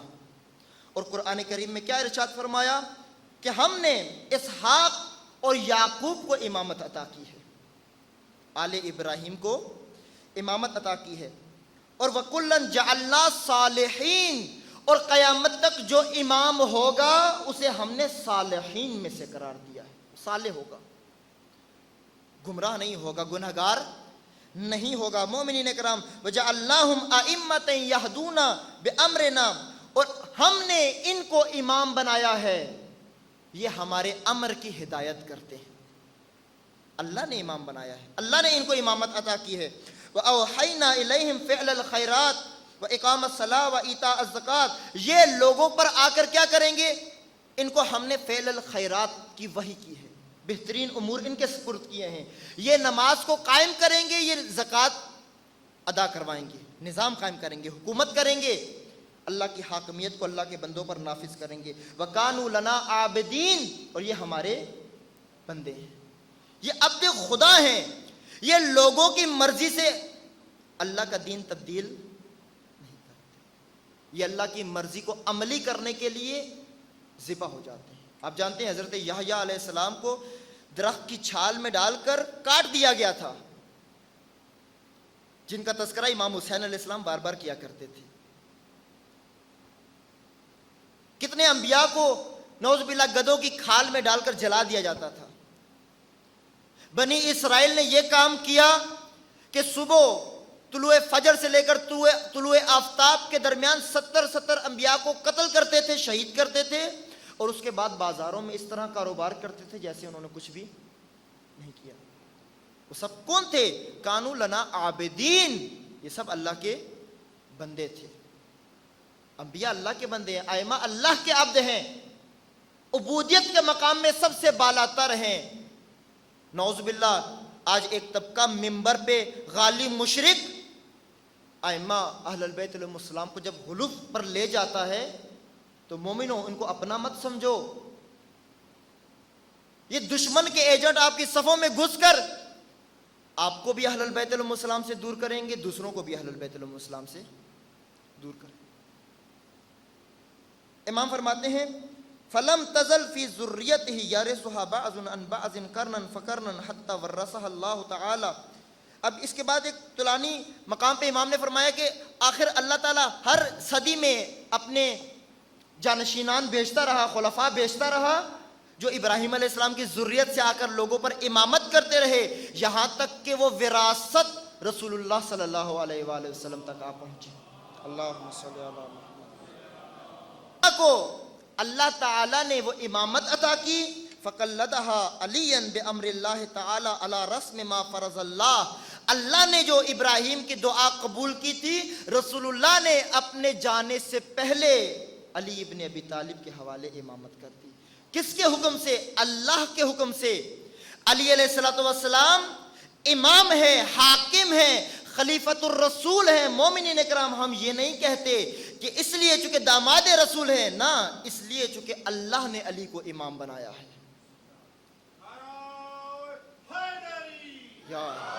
لہذا بعض لوگ جب یہ کہتے ہیں نا کہ اگر رسول اللہ علی علیہ السلام کو اپنا جانشین بنا دیتے تو یہ بادشاہت ہو جاتی. نہ مومنین اکرام, بادشاہت تب ہوتی جب رسول اللہ کی ذاتی رائے ہوتی اور رسول اللہ اپنے خاندان کا نمائندہ چننا چاہ رہے ہوتے. نہ, وما ينطق عن الهوى ان هو الا وحی یوحى. یہ رسول اپنی ہوا و ہوس سے نہیں بولتے, یہ جب بھی بات کرتے ہیں اللہ کی طرف سے وحی نازل ہوتی ہے. لہذا امام علی علیہ السلام کو ولی مقرر کر کے گئے, بتا کر گئے من کنت مولاه فہذا. پہلے پوچھا لوگوں سے, اے لوگوں بتاؤ کیا میں تمہارے نفوس اور تمہاری جانوں پر تم سے زیادہ اختیار رکھتا ہوں؟ سب نے کہا بلا یا رسول اللہ, آپ ہمارے مولا ہیں. مولا کا کیا مطلب ہے؟ یعنی جو ہماری جان, ہمارے مال, ہمارے انفس, ہمارے تنفس, ہماری ہر چیز سے زیادہ ہم پر اختیار رکھتا ہو, وہ ہمارا مولا ہے. امام نے فرمایا, رسول اللہ نے فرمایا من کنت مولاه فہذا علی مولا. یاد رکھو میں تو جا رہا ہوں, اس کے بعد یہ اختیار علی ابن ابی طالب کے حوالے, وہ اہل البیت علیہم السلام کے حوالے. نام لے کر بتایا کہ میرے بعد ان کا دامن نہیں چھوڑنا. میں قرآن اور اہل بیت تمہارے درمیان چھوڑ کر جا رہا ہوں, ان کے دامن نہیں چھوڑنا. امت جب علی سے دور ہوئی, اتنا دور ہو گئی کہ وہ لوگ جو دشمن اسلام تھے شروع سے, وہ تخت حکومت پر آ گئے, ممبر رسول پر بیٹھ کر امام علی علیہ السلام پر نعوذ باللہ لعنت بھیجتے تھے, اور وہ امت اس پر چپ سادے بیٹھی رہی. یہ ماجرا ہوا کیوں ہوا؟ اگر یہ لوگ غدیر کے میدان کو بھول نہ جاتے, علی کا ساتھ نہ چھوڑتے, ماجرا کربلا تک نہ آتا. ماجرا آج یہ نہ ہوتا جو آج 2020 میں مسلمانوں کی حالت ہے. صدیوں سے ہمارے زمانے کے امام پردہ غیبت میں نہ ہوتے, اور اس میں ہمارا کیا قصور ہے مومنین اکرام؟ یہ آخری جملے مومن امام فرماتے ہیں کہ فَهِيَ فِي وُلْدِ عَلِيٍّ خَاصَةً إِلَى يَوْمِ الْقِيَامَةِ. اللہ تعالیٰ نے قیامت تک امام علی علیہ السلام کی اولاد کے اندر امامت کو خاص کر دیا ہے. امام آل علی سے ہوگا, امام معصوم. اذ لا نبی بعدی, کیونکہ رسول اللہ کے بعد کوئی نبی نہیں ہے. فمن این یختار ہؤلاء الجہال. تو مومنین اکرام, امام فرماتے ہیں کہ یہ جاہل کہاں سے اپنے لیے امامت کا اختیار نکال کر لے آئے؟ یہ امت کہاں سے اپنے لیے امام بناتی ہے؟ امت کو کس نے اختیار دیا ہے امام مقرر کرنے کا؟ نبی کو نبی لوگ نہیں بناتے, اللہ بناتا ہے. رسول کو رسول لوگ نہیں بناتے, اللہ بناتا ہے. امام کو لوگ امام نہیں بنا سکتے, اللہ بنا سکتا ہے. یہ اختیار ہمارے حوالے نہیں کیا گیا. ان الامامت, یہاں سے تعریف شروع ہوئی ہے. مومنین نے کہا, غور کیجئے گا. ان الامامت منزلۃ الانبیاء, امامت انبیاء کی منزلت کا نام ہے. مقام انبیاء ہے. وَإِرْثُ الْأَوْصِيَاءِ، اور ان انبیاء کے وارثوں کی وراثت ہے. اوصیاء کی وراثت ہے، جنہیں وہ اپنا وصی مقرر کریں گے، ان کی وراثت ہے امامت. ان الامامت خلافت اللہ، امامت اللہ کی خلافت کا نام ہے، اللہ کی خلافت. وخلافت الرسول، اور امامت کس چیز کا نام ہے؟ رسول اللہ کی خلافت. ومقام امیر المؤمنین، اور امامت امام علی ابن ابی طالب علیہ الصلوۃ والسلام کا مقام ہے. ومیراث الحسن والحسین، اور حسن اور حسین کی میراث کا نام ہے امامت. امامت میراث ہے اہل البیت علیہم السلام کی، اللہ نے دی ہے. ان الامامت زمام الدین و نظام المسلمین، امامت حاجتیں پوری کرنے کے لیے نہیں مقرر کی تھی اللہ نے. امامت دین کی زمام اور مسلمانوں کا نظام ہے. مومنین کرام، نظام کی بحث کو بھول گئے ہم.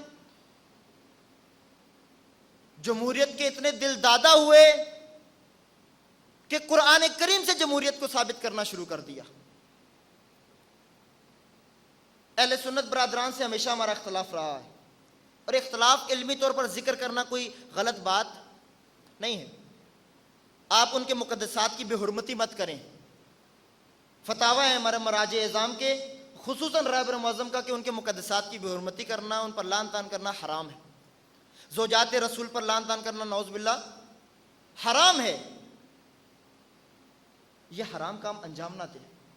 اختلاف کرنا ہمارا حق ہے، اور آج دشمن یہ کام کرنا چاہ رہا ہے کہ بحث اختلاف سے بھی نکل جائے.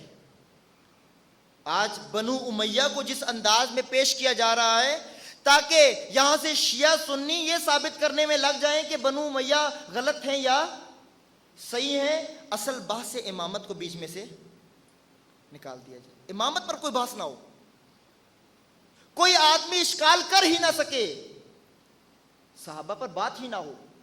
جب بات ہی نہیں ہوگی، جب سارا ماجرا یزید کو ثابت کرنے پر ہو جائے گا، ہم اس کو لائن ثابت کرتے رہیں، وہ اس کو رحمت اللہ علیہ ثابت کرتے رہیں، تو اصل بحث تو ہوگی نہیں. ولایت کی بحث ہی نہیں ہوگی، امامت کی بحث ہی نہیں ہوگی. دشمن کی اس چالوں کو سمجھیں. خوب بہو پاکستان میں وہ ہو رہا ہے جو دشمن چاہتا ہے. دو ایک ناموں جیسے، میں نام نہیں لیتا اس ممبر سے، دو ایک ناموں جیسے، ایک اہل سنت میں وہ نام رکھتا ہے، ایک شیعوں میں وہ نام رکھتا ہے. پہلے اس نے سیدہ زہرا کی توہین کی نعوذ باللہ، اور اس کے بعد اسی کے نام جیسا ایک ہمارے ممبر پہ چڑھا، اس نے ان کے مقدسات کی بے حرمتی کی. کام دونوں نے بالکل ایک جیسا کیا، وہ بھی محفوظ، اور یہ برطانیہ میں جا کر اپنی ماں کی گود میں بیٹھا ہوا ہے. نقصان کیا ہوا ہے مومنین کرام؟ نقصان آپ سب کا ہے، نقصان اس امت کا ہے جس کو اس حالت میں دھکیلا جا رہا ہے جو ضیاء الحق کے زمانے میں اس امت کی حالت بنا دی گئی تھی. بڑی مشکل سے، زحمتوں سے آج تھوڑا امن قائم ہوا ہے، لیکن یہ دوبارہ اس حالت میں آپ کو دھکیلنا چاہ رہے ہیں. یہ دونوں منافق طبقے ہیں، ایک اہل سنت میں ہے اور ایک تشیع میں ہے.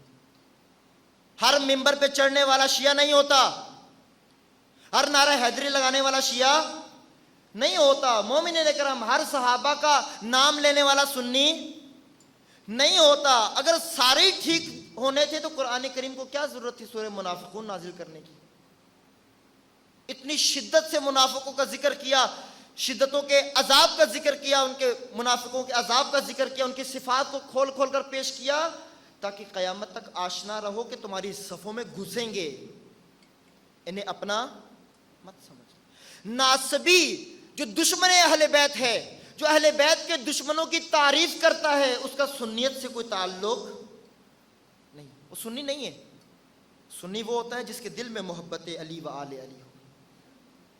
ہیں اہل سنت ایسے موجود ہیں، علماء موجود ہیں، افراد موجود ہیں. ناسبی کے دل میں نہیں ہوگا. ناسبی جو اس کی ولدیت میں شک ہوتا ہے، کبھی بھی اس کے دل میں محبت اہل بیت شامل. منافق کے دل میں کبھی علی و آل علی کی محبت نہیں آتی.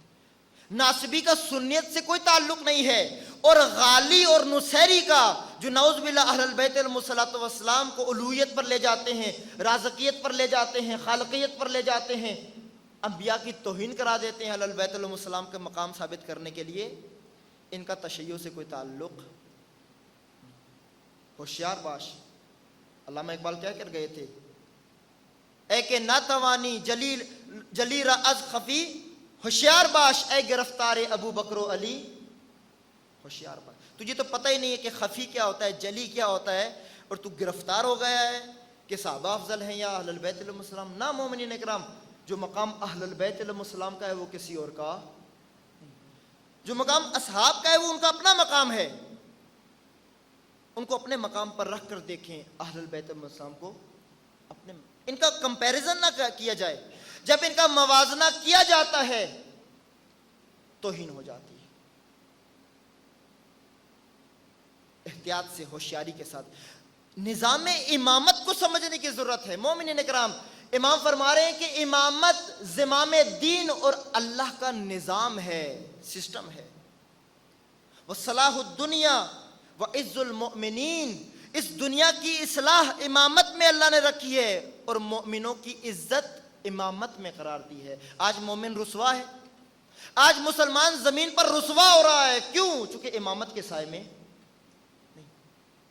جنہیں آپ نے امام مقرر کیا ہے، حاکم بنایا ہے، جنہیں اللہ نے اختیار نہیں دیا، یہ بدلتے رہیں گے، اور یہ کبھی بھی مومن کو عزت عطا۔ یہ آپ کے موجودہ حکمران کبھی آئے ہیں کسی جلوس محرم میں؟ پھر بڑھ چڑھ کے ان کی حمایت بھی کر رہے ہوتے ہیں۔ یہ 10 محرم کو علی حجویری رحمۃ اللہ علیہ کے دربار پہ چادر چڑھانے چلے جاتے ہیں، وہاں قریب ہی گام شاہ جلوس میں نہیں آتے کہ کہیں ہمیں لوگ شیعہ نہ کہہ دیں۔ یہ حکمران آپ کے لیے کوئی نرم گوشہ نہیں رکھتے۔ مومنین اکرام، امامت ہے، امامت، اور ان الامامت اس الاسلام النامی وفرعہ السامی، بالامام تمام الصلاۃ والزکاۃ والصوم والحج۔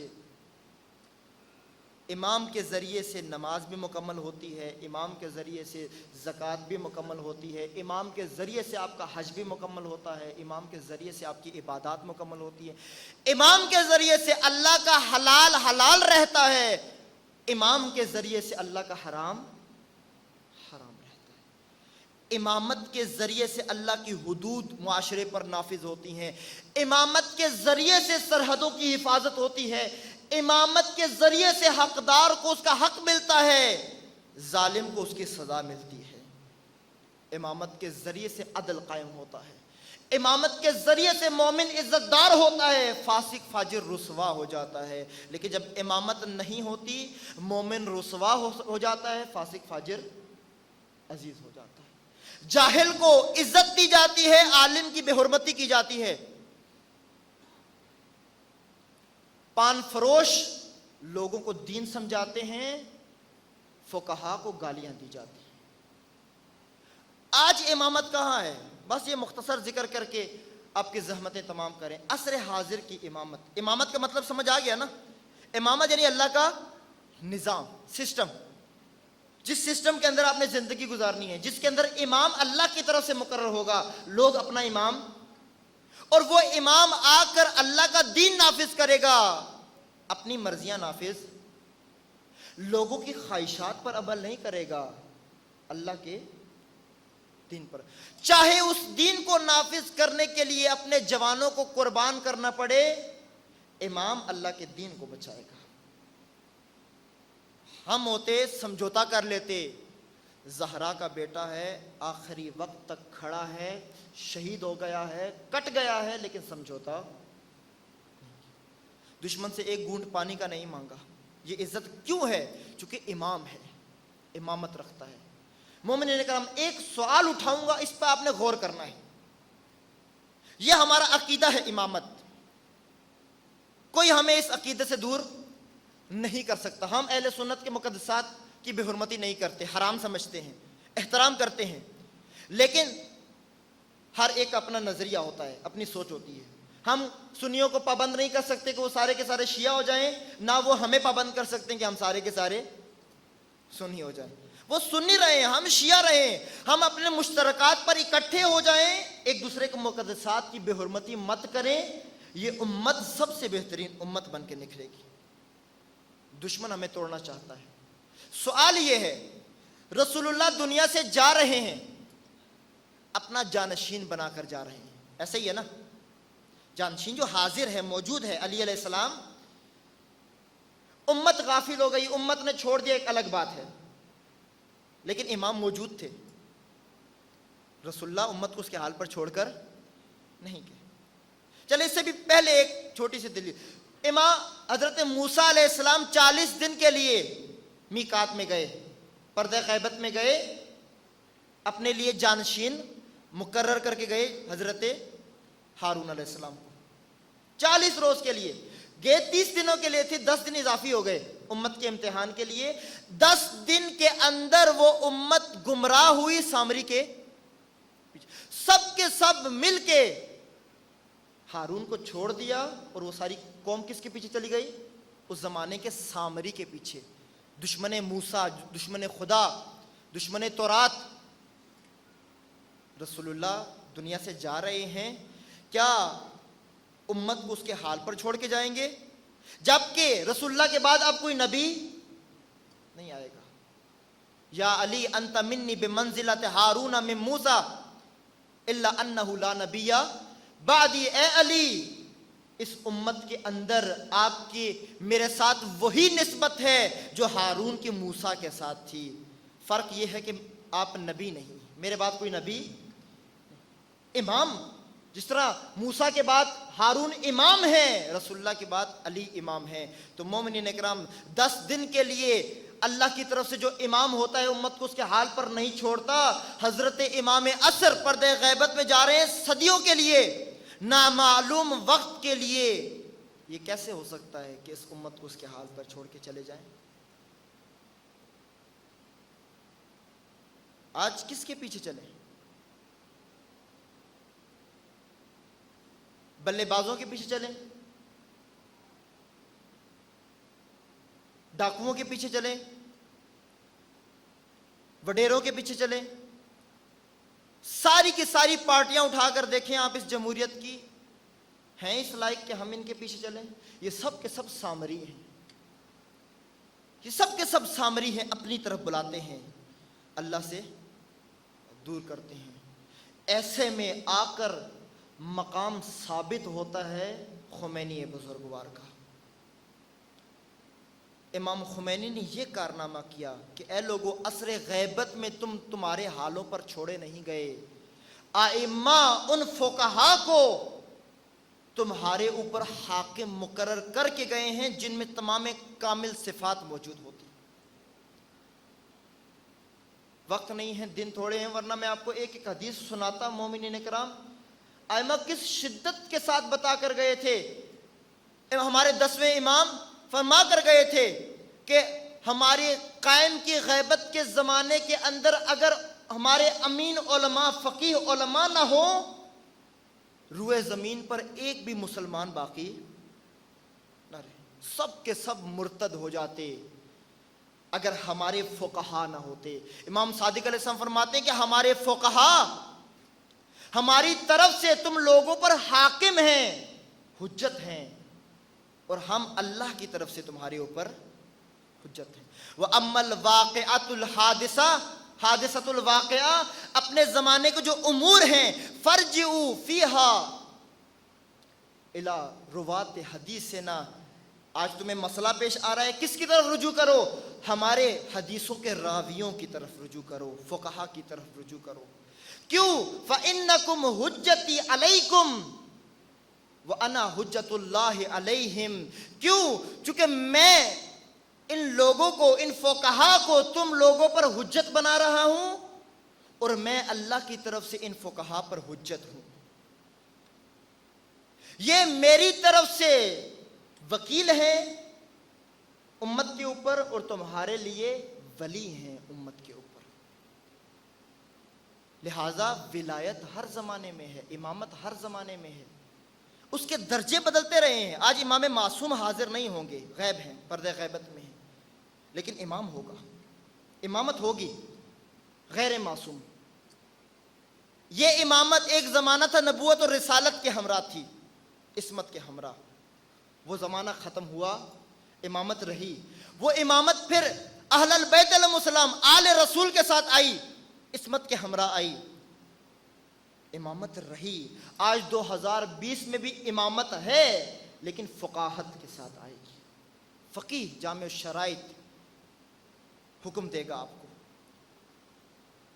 آج پاکستان میں یہ جو ماحول بنایا گیا ہے، ایک طرف سے ناسبی ٹولہ اہل البیت علیہ السلام کی بے حرمتی کر رہا ہے، دوسری طرف سے غالی ٹولہ آ کر ان کے مقدسات کی بے حرمتی کر رہا ہے، اللہ کی توہین کرتا ہے. یہ سب ایک ہیں، کس کے خلاف؟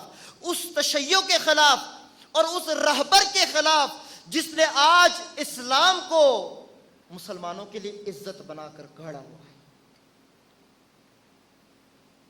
آج دشمن دین، دشمن اسلام کس سے خائف ہے؟ کس سے خوف زدہ ہے؟ امریکہ کس سے ڈرتا ہے؟ اسرائیل کس سے خوف کھاتا ہے؟ یہ آل سعود کس سے گھبراتے ہیں؟ جنہوں نے برملا آ کر ٹی وی پر کہا کہ ہم ایران کے ساتھ اس لیے مذاکرات نہیں کرتے کیونکہ وہ امام مہدی کے ظہور کی تیاریاں کر رہے ہیں اور ہم امام مہدی کے ظہور ہونے نہیں دیں گے. جواب میں شیر خدا کا ایک بیٹا سید حسن نصر اللہ کہنے لگا کہ تم جو مرضی کر لو، ہمارے زمانے کے امام کا ظہور کعبہ سے ہی ہوگا. یہ عزت ہے، یہ سرفرازی ہے. سارے عرب رسوا ہو گئے جس اسرائیل کے آگے. وہ رسوا ہوا کس کے ہاتھوں؟ علی ابن ابی طالب کے پیروکاروں کے ہاتھوں، حزب اللہ کے ہاتھوں. اور وہ اسرائیل کس سنیت کو قبول نہیں کرتا؟ جو سنیت آج حماس کی شکل میں ہے فلسطین میں. آج اس ناسبیت کو اکھاڑ کر شام سے، عراق سے باہر پھینک دیا. کس نے پھینکا؟ امامت کے پیروکاروں نے. کس کے حکم پر؟ رہبر معظم سید علی خامنہئی کے حکم پر. امامت کے مقابلے میں نہیں ہے، امامت کی طرف سے ہے، امامت کی طرف سے. آج بڑی عزت کے دن ہے مومنین کرام، سرفرازی کے دن ہے. دشمن کے منصوبوں کو سمجھیں. آج زہرا زادیوں کی چادریں لٹنے کا زمانہ نہیں. کربلا میں لوٹا انہوں نے، کیونکہ کربلا میں ان چادروں کی حفاظت کرنے والوں کے بازو کاٹ دیے گئے. آج دوبارہ وہ یزید اترا شام کے اندر، بم لے کر آیا کہ زہرا زادی کے مزار کو اڑا دیں گے. لیکن آج وہ عباس کے پیروکار موجود تھے کہ انہوں نے اپنے سینے رکھ دیے، لیکن زہرا زادی کے مزار پر آنچ نہیں. آج سیدہ زینب راضی ہیں قاسم سلیمانی سے کہ جس نے اپنے وجود سے حفاظت کی ہے اس مزار کی. کیوں راضی نہ ہو ان ہستیوں سے؟ آج سیدہ زہرا کیوں راضی نہ ہو سید علی خامنہئی سے کہ جس نے اپنے بڑے بڑے جرنیل عراق میں شہید کروائے، شام میں شہید کروائے. کس کی حفاظت کے لیے؟ اولاد زہرا کے مزاروں کی حفاظت کے لیے. سمجھنے کی ضرورت ہے، عصر حاضر کی امامت ہے. سب یزید جس کے مقابلے میں آ کر جمع ہو جائیں، سمجھ لیں وہ آپ کے زمانے کی حسینیت کا پرچم بردار ہے. فساد کا حصہ مت بنے، خدا را فساد کا حصہ مت بنے. اپنے اہل سنت برادران کو آگاہ کریں، بیدار کریں، سمجھائیں کہ یہ دشمن کی سازش ہے. آج عزت اور سرفرازی کے دن ہیں، لیکن کام تب تمام ہوگا جب زمین پر ایک بھی یزید باقی نہیں رہے. جب ہم تیار ہو جائیں گے امام یاسر کے ظہور کے لیے، پھر کام تمام ہوگا. پھر یہ امت زہرا کے روزے پر بھی سلام کرے گی. پھر ہمیں بھی پتہ ہوگا کہ زہرا کی قبر کہاں ہے۔ مومنوں، آج میں اور آپ غمزدہ نہیں ہیں، ہم اپنی دنیا میں مشغول ہیں، ہمیں فرصت ہی نہیں ملتی دین کے بارے میں سوچنے کے لیے، ہمارے پاس ٹائم ہی نہیں ہے اپنے زمانے کے امام کو یاد کریں، ایک لہجے کے لیے یاد کریں، لیکن وہ امام ہر وقت اپنی امت کے حال کو دیکھ کر خون کے آنسو روتا ہے۔ آج اپنے زمانے کے امام کو یاد کر کے روئیں، وہ امام جو کبھی کعبہ میں چکر کاٹتا ہے، کوئی دیکھ کر پہچان نہیں سکتا، وہ امام جو کبھی کربلا میں آتا ہے، کوئی دیکھ کر پہچان نہیں سکتا، وہ امام یقیناً جاتے ہوں گے سیدہ زہرا کی قبر پر، وہ امام یقیناً جاتے ہوں گے سیدہ زینب کے روضے پر۔ مومنوں، اس امام کی دعائیں حاصل کرنا، کیوں؟ چونکہ وہ امام صدیوں سے منتظر ہے، یہ امت کب آمادہ ہو۔ اللہ اکبر۔ امام سید الساجدین زین العابدین علیہ السلام، اس امام کا احسان ہے اس امت پر، ساری امت مل کر پوری زندگی روتی رہے، زین العابدین کے ایک آنسو کا حق ادا نہیں کر سکتے، وہ سید الساجدین خون کے آنسو روتے رہے۔ مومنین کرام، پوری زندگی امام خون کے آنسو روتے رہے۔ وہ کیا مصائب تھے جو زین العابدین کو یاد آتے تھے؟ جب یہ قافلہ اسیر کر کے شام کے بازار کے قریب لایا گیا، شام میں داخل کیا گیا، مومنوں، دربار یزید کے باہر جامع مسجد کے سامنے روک دیا گیا۔ جب روکا گیا، سیدہ زینب کہنے لگی، سید الساجدین جا کر پوچھئے ماجرا کیا ہے، کہ اس بھرے چوراہے پر لا کھڑا کیا ہے؟ امام نے شمر لعین سے پوچھا، اے شمر یہاں کیوں کھڑا کر دیا؟ کہنے لگا کہ ابھی دربار کو سجایا جا رہا ہے، ابھی شراب تیار کی جا رہی ہے، ابھی لعین آمادہ نہیں ہوئے کہ اس حالت میں زہرا زادیوں کو دیکھیں۔ مومنین کرام، جناب زینب نے شمر سے کہا، اے لعین، ہمیں اس دروازے سے لے جانا جہاں پر لوگوں کو ہجوم نہ ہو، اور اگر ہو سکے تو ان شہداء کے سروں کو اس کارواں سے تھوڑا آگے کر دینا، تاکہ سب لوگوں کی نگاہیں ان کٹے ہوئے سروں پر پڑتی رہے، زہرا کی بیٹیوں پر نہ پڑے۔ مومنوں، اس لعین نے حکم دیا کہ ہر اسیر کے ساتھ ساتھ ایک سر کو لے جاؤ۔ وہ لعینوں کا مجمع ایک دفعہ سر کو دیکھتا تھا، ایک دفعہ زہرا زادیوں کو دیکھتا تھا۔ دربار یزید میں لے جایا گیا، ایک رسی میں سب کو باندھا ہوا ہے، لے جا کر دربار یزید میں رکھا گیا۔ مومنین کرام، یہ وہ مقام تھا جہاں سید الساجدین کا امتحان شروع ہو گیا، یہاں وہ مصائب ٹوٹے ہمارے مظلوم امام پر کہ پوری زندگی خون کے آنسو روتے رہے۔ کیا کیا ہوا دربار یزید نے؟ مومنوں، جب اسیران یزید کے سامنے کھڑے ہوئے، سر اقدس حسین کو ایک تشت میں لا کر یزید لعین کے سامنے رکھا گیا، اس نے زنجان کی چھڑی کو منگایا، حسین کے ہونٹوں پر وہ چھڑی مارتا تھا اور فخر سے کہتا تھا، آج میں نے بدر کے ان لعینوں کا بدلہ لے لیا،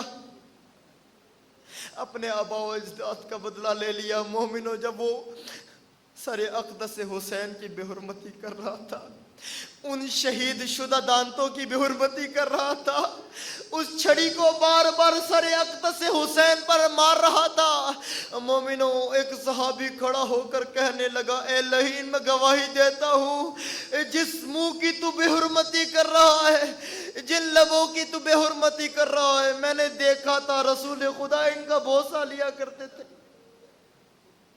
رسول خدا ان کا بوسہ لیا کرتے تھے۔ مومنوں، امام سید الساجدین پوری زندگی خون کے آنسو روتے رہے، جہاں سے گزرتے تھے مصائب کرتے تھے، ماتم کرتے تھے، گریہ شروع کر دیتے تھے، پانی دیکھتے گریہ کرنا شروع کر دیتے، اپنے بابا کو یاد کرتے، السلام علیکہ یا ابا تھا، بابا سلام ہو، جن کو پیاسا شہید کر دیا گیا۔ مومنوں، جب بازار سے امام گزرا کرتے تھے مدینہ کے، تو اس بازار کے قصاب اپنے جانوروں کے کٹے ہوئے گلوں پر کپڑا ڈال دیا کرتے تھے، کیونکہ جب ہمارے امام کسی جانور کا کٹا ہوا گلا دیکھا کرتے تھے، آ کر اس قصاب سے پوچھتے تھے، قصاب بتا، کیا تو نے اس جانور کو ذبح کرنے سے پہلے پانی پلایا تھا؟